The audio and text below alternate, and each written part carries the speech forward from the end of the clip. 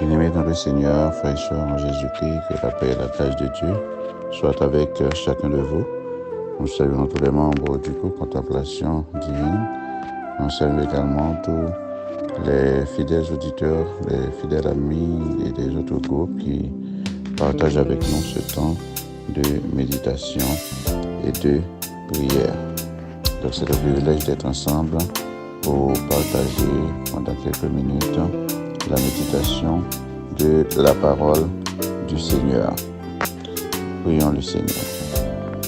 Dieu de gloire, Dieu de grâce, Père Tout-Puissant, merci pour le don de ton Fils Jésus-Christ que tu nous as, oh Dieu, accordé pour notre restauration spirituelle. Merci parce que tu nous as sortis de la condamnation du péché pour nous permettre, Seigneur, de nous positionner dans cette position de gloire par Jésus-Christ, par son sacrifice sur la croix. Merci pour le salut, pour le pardon et la grâce. Merci pour la vie éternelle. Merci pour cette journée, pour cette matinée. Merci pour ta présence pendant la nuit, pour ta fidélité qui a veillé sur nous et qui se renouvelle constamment. Merci pour cette journée que tu as faite. Veille faire, Seigneur, qu'elle soit pour nous une journée pleine de bénédictions spirituelles et d'autres bénédictions dont nous avons besoin pour notre entretien. Merci, Seigneur, pour tout ce que tu es et pour tout ce que tu fais dans notre vie. Aide-nous, Père, à nous consacrer à toi, à consacrer du temps pour reconnaître, Seigneur, oh Dieu, et la profondeur de ses bienfaits, en te donnant gloire, louange, honneur et magnificence dont toi seul es digne. Bénis tous ceux qui nous suivent ce matin, tous ceux qui sont avec nous, qui partagent ce temps de méditation et de prière. Il y en a qui, oh Dieu, partageront ce moment dans l'après-midi. Nous prions, Père, qu'on soit tous bénis à travers ta parole, car ta parole est la source de grâce, la source de sagesse et de connaissance pour nous guider sur la route. David s'est écrié, ta parole est une lampe à mes pieds et une lumière sur mon sentier. Il a insisté pour dire, je serre ta parole dans mon cœur afin de ne pas pécher contre toi. C'est toujours une bonne opportunité d'entendre, de partager et de se nourrir de cette parole de sagesse et de connaissance pour nous guider sur le chemin de la vie. Que cette parole soit, ô Dieu, notre guide, le guide fidèle de nos enfants, le guide de notre foyer, pour que, Seigneur, nous puissions aller dans la bonne direction. Nous comptons sur toi pour nous affermir dans la sagesse et dans la connaissance, afin de pouvoir grandir spirituellement et à tous égards. Bénis cette journée. Nous prions pour ceux qui sont malades. Nous prions pour ceux qui sont hospitalisés ou qui sont retenus à la maison. Nous prions pour ceux qui sont en bonne santé et qui se trouvent, Seigneur Dieu, en activité pour répondre aux besoins de la famille. Nous prions pour tout le monde. Accorde ta grâce, Seigneur, et ta faveur. Accorde la sécurité, la force, la santé, l'énergie. Accorde tout ce qui est nécessaire pour notre bien-être. Merci parce que tu as déjà tout pourvu pour nous, Seigneur, depuis notre naissance jusqu'à ce jour. Nous comptons toujours sur toi. Rien ne peut, Seigneur, empêcher que nous continuions à compter sur toi, à espérer en toi. Bénis notre journée, qu'elle soit une journée bénie, une journée riche, Seigneur Dieu, en action de grâce. Nous te demandons ces faveurs au nom et par les mérites de notre Seigneur et Sauveur Jésus-Christ. À lui seul soit la gloire, l'honneur, la puissance, la magnificence, dès avant tous les temps, maintenant et éternellement. Amen. Merci Seigneur Je salue tous les intervenants de la semaine, Pasteur Claude, Pasteur Mimi, Pasteur Joël, Pasteur Maxime et notre frère Alvarez. Pour notre méditation ce matin, je vais lire ce texte avec vous que nous tirons dans Galates chapitre 6, à partir du verset 6e jusqu'au verset 10e. Je lis pour vous. Que celui à qui l'on enseigne la parole fasse part de tous ses biens à celui qui l'enseigne. Ne vous y trompez pas, on ne se moque pas de Dieu. Ce qu'un homme aura semé, il le moissonnera aussi. Celui qui sème pour sa chair moissonnera de la chair la corruption, mais celui qui sème pour l'esprit moissonnera de l'esprit la vie éternelle. Ne nous lassons pas de faire le bien, car nous moissonnerons au temps convenable, si nous ne nous relâchons pas. Ainsi donc, pendant que nous en avons l'occasion, pratiquons le bien envers tous, et surtout envers les frères en la foi. Parole du Seigneur. Amen. C'est la parole de Dieu sous la plume de l'apôtre Paul à l'endroit de l'église de Galates. Qu'est-ce que tu sèmes dans la vie? Qu'est-ce que tu sèmes dans la vie? C'est le titre de notre méditation ce matin. C'est une exhortation sur la semence et la moisson. Donc s'il y a semence, c'est qu'il y a aussi moisson. Donc si peu soit-il, donc une fois qu'on a semé, il y aura une moisson. Et l'enseignement de Paul adressé aux chrétiens de Galates. Donc le sujet principal, c'est la libéralité et la pratique du bien. La libéralité et la pratique du bien. Que signifie la libéralité? Définition biblique, don généreux fait avec simplicité. Don généreux fait avec simplicité. Donc quand on dit un don généreux, c'est-à-dire c'est un don appréciable, un don, un cadeau appréciable, fait en fait avec simplicité de cœur.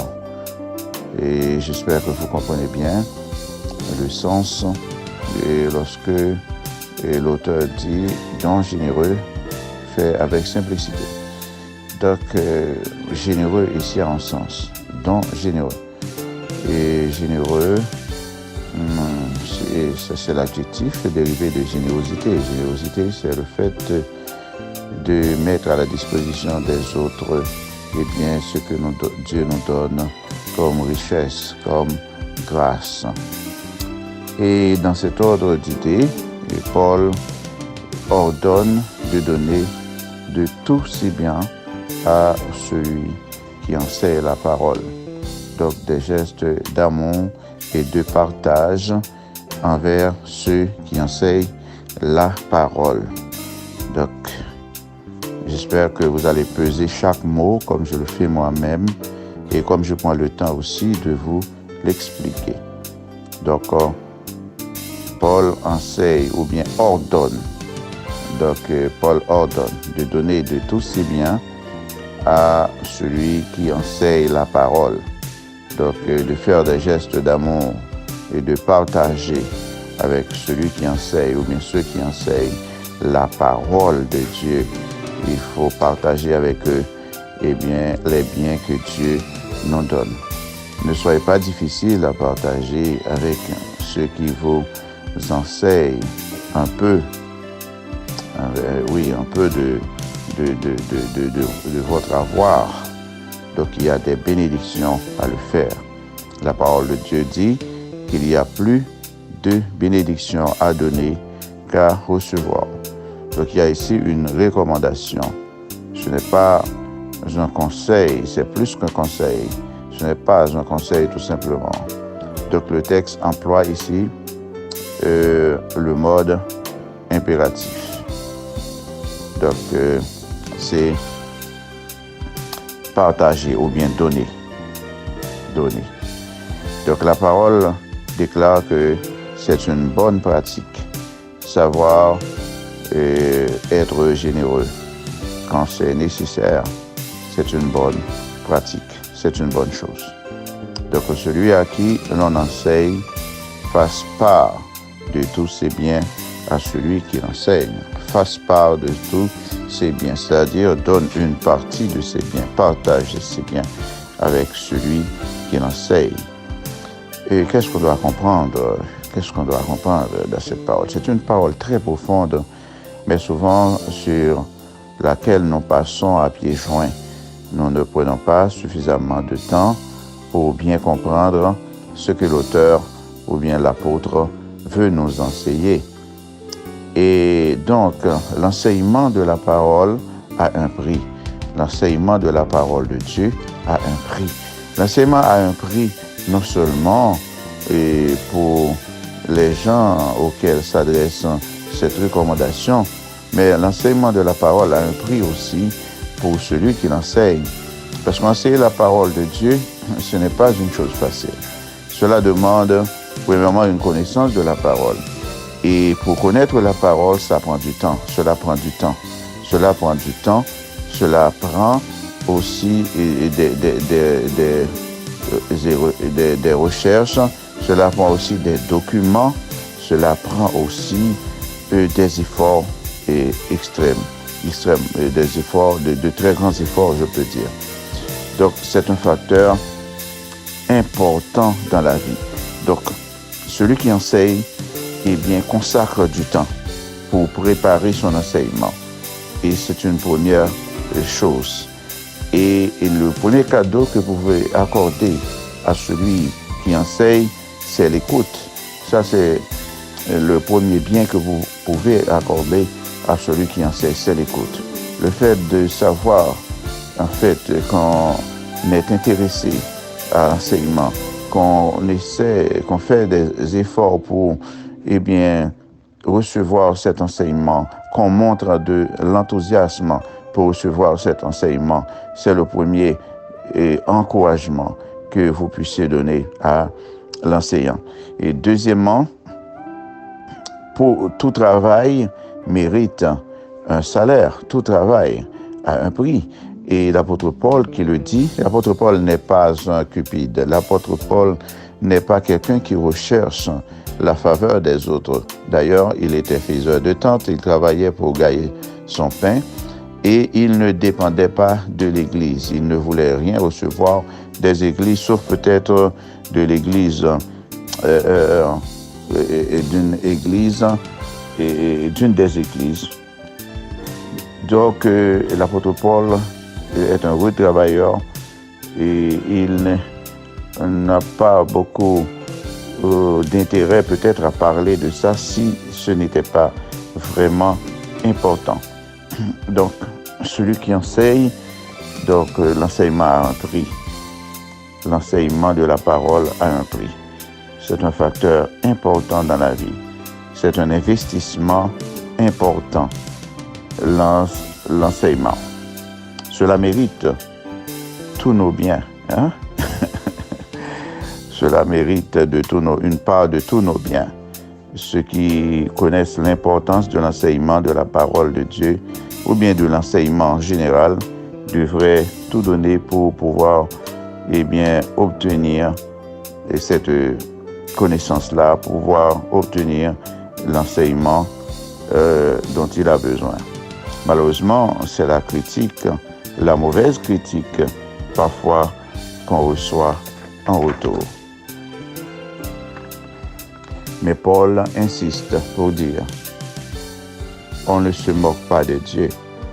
Ce qu'un homme aura semé, il le moissonnera. Paul insiste pour dire à chacun, pour dire à moi-même qui vous parle ce matin, pour dire à vous qui m'écoutez ce matin, pour dire à tout le monde, on ne se moque pas de Dieu. ce qu'un homme aura semé, il le moissonnera. Donc, nécessairement, il faut semer.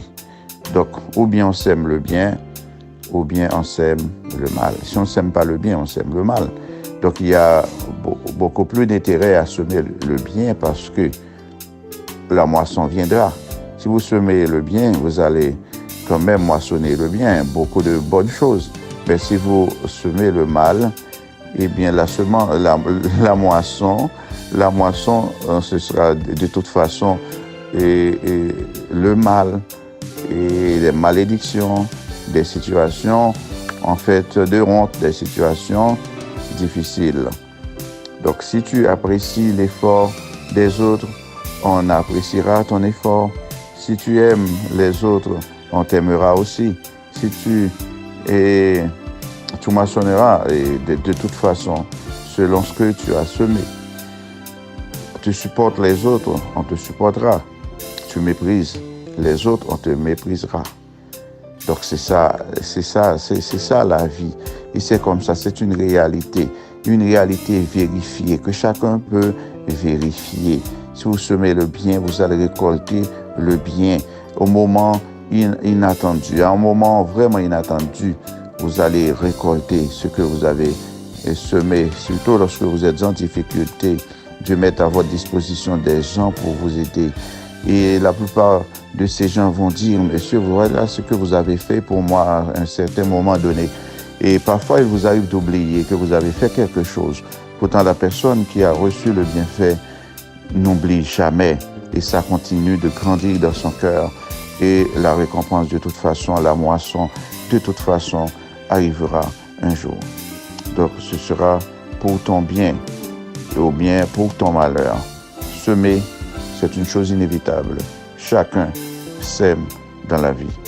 Donc, si on veut moissonner de bonnes choses, il faut semer de bonnes choses. Ta pratique de bien faire est une bonne chose. Il faut bien faire. Il faut continuer de bien faire. Il faut continuer de vous comporter par rapport aux autres avec beaucoup de sagesse, avec beaucoup de générosité de cœur. Donc, donnez tout ce que vous pouvez. Si vous n'avez rien à donner, donnez un sourire, car rien n'est plus beau et plus important qu'un sourire. Un sourire peut restaurer, en fait, une vie ou bien une situation de faiblesse, une situation, en fait, difficile. Un sourire est très important. Alors, l'auteur continue pour dire, ne nous lassons pas de faire le bien. Ne nous lassons pas. Il faut faire le bien, mes chers amis. Il faut le faire envers les autres. Il peut arriver que vous ne pouvez pas faire de grandes choses, mais faites ce que vous pouvez. Il y a un président américain qui disait, si vous ne pouvez pas être une étoile dans le ciel, soyez tout au moins une lampe à la maison. Donc si vous ne pouvez pas éclairer tout le monde, mais vous pouvez éclairer une maison. Si vous ne pouvez pas sauver tout le monde, vous pouvez sauver une vie. Faites ce que vous pouvez pour la gloire de Dieu. Et vous allez un jour, inattendument, moissonner ce que vous avez semé. Que le Seigneur vous bénisse et qu'il en soit ainsi pour vous. Prions Dieu. Père, dans le nom de Jésus, nous venons à toi en ce moment pour te rendre gloire pour cette parole que tu nous as donnée. Cette parole encourage notre cœur. Cette parole nous encourage à bien faire, nous encourage à moissonner, Seigneur, à semer, dans ton champ, à semer autant que nous pouvons, à semer l'amour, à semer la bonté, à semer, oh Dieu, la grâce partout, à semer, oh Dieu, partout où nous pouvons pour soutenir quelqu'un, pour répondre à un devoir, pour reconnaître la valeur de pour reconnaître notre devoir par rapport à quelqu'un. Aide-nous, Seigneur Dieu, à comprendre que nous ne pouvons pas te tromper parce que tu nous connais parfaitement. Si nous pouvons semer, tu le connais. Si nous ne pouvons pas semer, tu le connais aussi. Ainsi, nous te prions de nous aider à bien semer, à semer de bonnes choses, à avoir la bonne pratique de semer de bonnes choses pour la gloire de Dieu et à ne pas semer pour la chair, parce que ceux qui sèment pour la chair récolteront de mauvaises choses, mais à semer pour l'esprit, en enseignement de la parole, la connaissance, la sagesse, le partage de temps de prière, de spiritualité, de bonnes choses capables de nous fortifier et de nous guider sur le chemin de la vie. Bénis-nous, bénis ton peuple ce matin, bénis chaque personne qui nous écoute. Accorde-nous ce cœur généreux pour agir généreusement avec tout le monde. Bénis cette journée. C'est notre prière à toi, au nom et par les mérites infinis de ton Fils Jésus-Christ. À lui seul soit la gloire, l'honneur et la puissance au siècle des siècles. Amen. Excellente journée à chacun de vous. Le Seigneur vous bénisse.